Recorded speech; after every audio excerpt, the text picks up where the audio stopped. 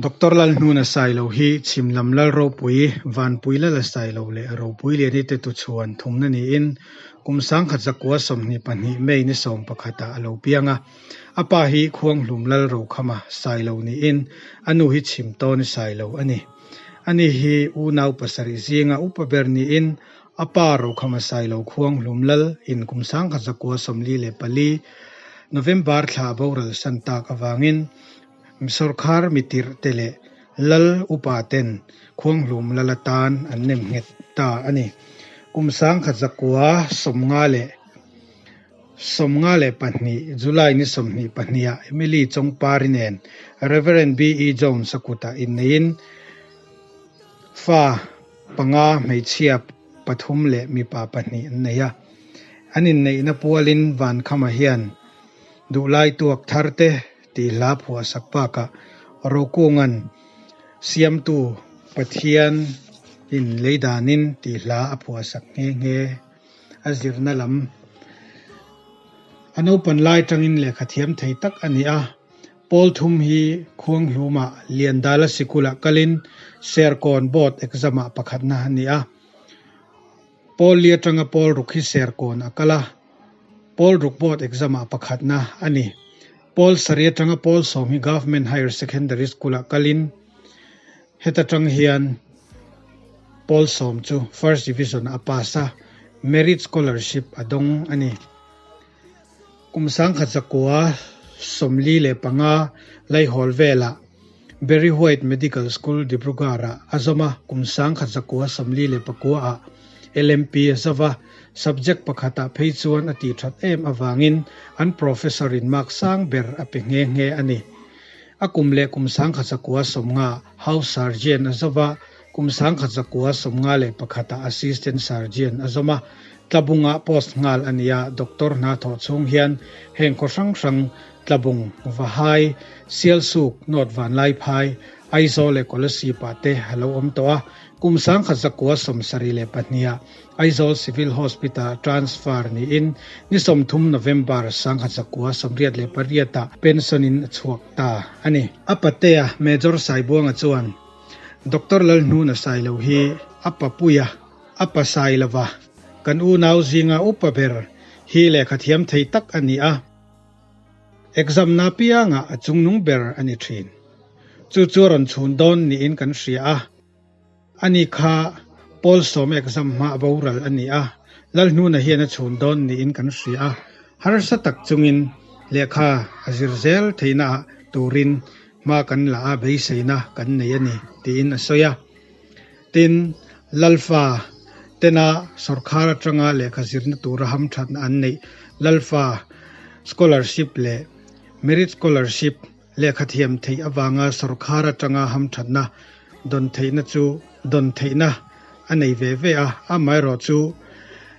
dla kop thei ani lawa wangin lekha thiam thei awanga sarkar atanga zirlai chomdolna ham thatna merit scholarship mangin lekha azir chawa apate tenama beiseina an nei awangin harsa takin azir Polsom azir zo nu hian poisa harsat awangin hunenga moti chen chu achol nge ahun lam September ni somni le pariat sang ni le som pariat khan om chungna ati dewa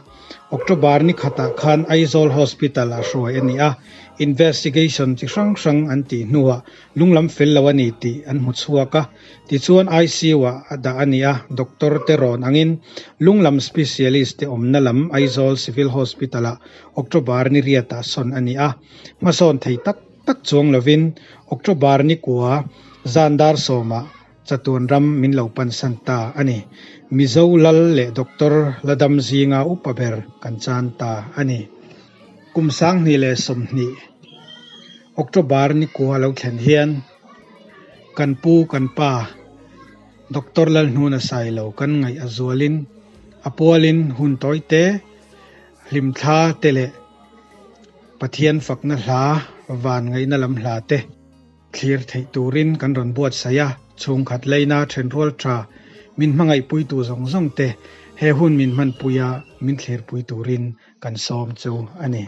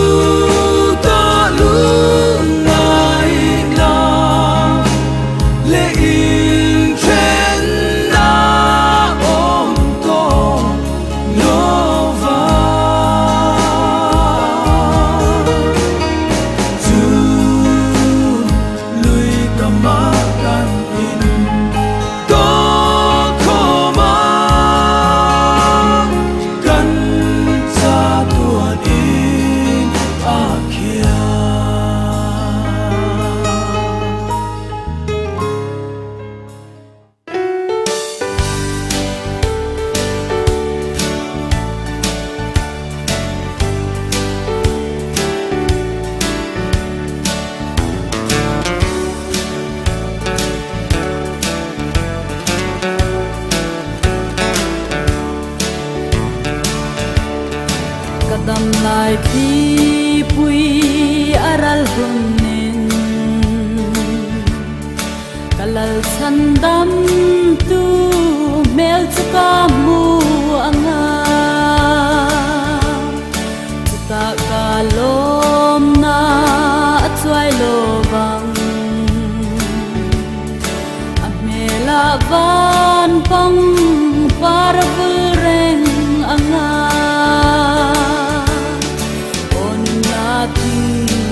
Zar nuaya vanangel rual liminan le Otuta kan la tolve ang Israel tang tiang lima tua Tukapui moi tira karuna Tuan lung ngay buay na na khen thấy sela lan na thi sen za ra lung bu te ko vela hian o ka lo then to anga on na thing zar nuaya vanangel rual liminan le ta kan la tolve ang Israel ta